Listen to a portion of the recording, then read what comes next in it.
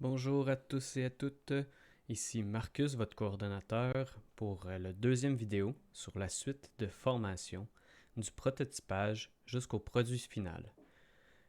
À présent, on va parler du niveau test et la boucle de jeu.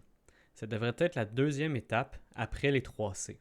Donc après avoir fait le tour du personnage, de la caméra et des contrôles, d'avoir fait plusieurs tests, c'est important de montrer aux jeunes à faire un niveau test. Qu'est-ce qu'on parle dans un niveau test? On va parler un petit peu du design de jeu. Donc, concevoir un niveau test et une boucle de jeu. En parallèle à la création et à la programmation des 3C, donc après ou pendant, tout dépendant des membres de l'équipe, il est important de réfléchir au level design de notre jeu. Il s'agit du moment où l'on installe différents éléments pour permettre à notre personnage de naviguer dans l'espace ludique. Ici, on parle de plateforme, on parle peut-être du premier ennemi, même si on veut rester très basic, et on veut utiliser des placeholders. Petit retour sur les comportements. Donc, on a vu plusieurs comportements de mouvement. Lorsqu'on va rentrer dans cette phase-là, lorsqu'on veut conceptualiser un niveau, on va penser plutôt aux comportements comme le comportement solide ou encore le comportement sinus qui va nous permettre d'implanter certains mouvements ou certaines bases de notre jeu. Par exemple, le comportement solide nous permet de faire des murs ou des plateformes qui sont infranchissables et le sinus nous permet d'avoir un petit mouvement de base comme créer des plateformes mouvantes.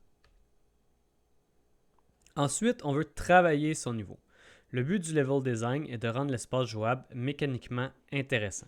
On ne cherche pas à créer un monde esthétiquement beau, mais un simple niveau dans lequel il était agréable de naviguer. À cette étape du prototypage, on ne parle pas nécessairement encore du premier ennemi.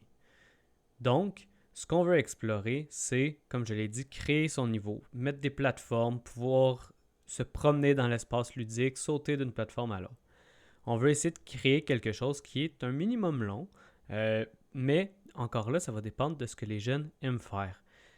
C'est le moment aussi d'explorer l'exemple du tuilage qui nous permet, si vous l'explorez, de créer des niveaux à partir des tuiles, à partir d'une tile map.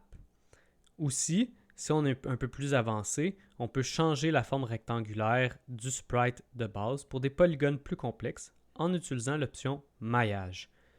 Je vous rappelle que le but, c'est d'utiliser des placeholders, donc on ne veut pas aller trop complexe dans le maillage, mais ça peut être intéressant pour bonifier notre niveau.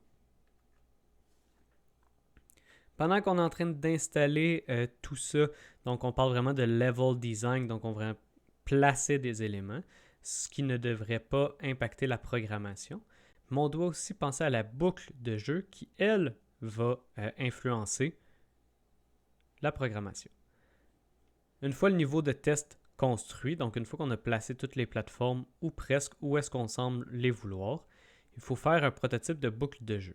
Ce que ça veut dire, c'est qu'il s'agit simplement de redémarrer le jeu en suivant certaines conditions. Par exemple, si on a touché l'objet de fin ou qu'on est rendu à l'extérieur de la scène, par exemple, si on est tombé. Donc, c'est là qu'on va rentrer un peu plus dans la programmation.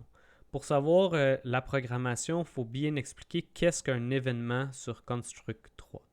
Il y a des tutoriels beaucoup plus avancés pour le faire, mais je vous suggère quand même de prendre le plus de temps possible.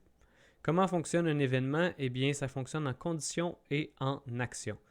If something happened, then something else happened. Dans l'exemple qu'on a ici, c'est si on start of layout, donc si on est au démarrage de la scène, donc mettre le texte Hello World. Dans notre cas, ça va ressembler peut-être plus pour le premier exemple à quelque chose du genre. Donc ici, on a si le projectile rentre en collision avec le monstre, alors le monstre, on lui enlève un de vie et le projectile est détruit. Dans la boucle de jeu, ce qu'on va vouloir faire, c'est quelque chose comme lorsque mon personnage rentre en collision avec la sortie, alors on va à la scène suivante ou encore on redémarre le jeu. Voici d'autres exemples par rapport aux programmations, par rapport aux événements. C'est possible de mettre des blocs de logique et donc une condition et une autre condition et une autre condition doit être vraie, ou encore des blocs ou. N'oubliez pas que l'ordre des événements est très important. Donc, l'ordinateur va lire de haut vers le bas, donc c'est important que tout soit là dans le bon ordre et il va exécuter toutes les conditions. L'ordinateur ne prend rien pour acquis. Donc, pour la boucle de jeu. Dans le cas de la boucle de jeu, il s'agit de créer une action qui redémarre le jeu selon certaines conditions. Il peut s'agir du moment où le personnage tombe dans le vide et se retrouve à l'extérieur de la scène, ou encore lorsqu'il touche la sortie, ou un premier ennemi environnemental ou non, comme je vous l'ai dit. Donc, par exemple, personnage est à l'extérieur de la scène, système, redémarrer la scène, ou encore personnage lors de la collision avec un pic, redémarrer la scène. De retour au niveau test, dans la dernière étape de la création d'un nouveau test, il s'agit de créer son ou ses premiers ennemis. Il peut s'agir d'obstacles environnementaux comme des pics, comme suggéré juste avant, ou encore d'ennemis plus courants comme un monstre. C'est aussi un bon moment pour explorer la 3D. Donc, on peut venir explorer la nouvelle fonction de 3D dans Construct en venant essayer de placer des plateformes 3D ou des murs en 3D. Aussi, il peut être pratique de savoir que pour utiliser la souris ou le clavier, il faut faire interagir ces objets de la même façon que l'on intègre les sprites, donc en créant l'objet clavier. Ça peut être nécessaire dans la création d'une boucle de jeu ou d'un niveau test selon ce que vous voulez tester. Pendant la complétation de ces objectifs, il est important que les artistes soient au courant du format et de l'utilisation des objets placeholder. Il est tout à fait normal que les premiers objets aient une apparence peu approfondie, voire brouillon. Le prototypage est un bon moment pour explorer, que ce soit au niveau de la programmation, du côté artistique ou encore pour la création de musique et de son, qui pourraient être intégrés en production, donc plus tard. Ce que ça veut dire, ça, en gros, c'est que lorsqu'on vient programmer son niveau, oui, on va mettre des placeholders, oui, on va mettre des plateformes, mais pendant ce temps-là, le reste de l'équipe, il ne fait pas rien. Il est en train de faire soit des sons, soit de la musique. Ça peut être juste un moment d'exploration à travers les programmes comme Beatbox, ou encore au niveau artistique, donc pour tout ce qui est le dessin en pixels, ça peut être juste vraiment une exploration. Toutefois, c'est vraiment important que tout le monde communique entre eux pour dire, regarde, moi, il va y avoir une plateforme qui a à peu près cette grosseur-là qui va ressembler à ça. Parfait, l'artiste peut partir après ça de son côté et de dessiner une plateforme qui va avoir à peu près ces grosseurs-là et qui va avoir la texture qu'on veut lui mettre, par exemple, de la roche.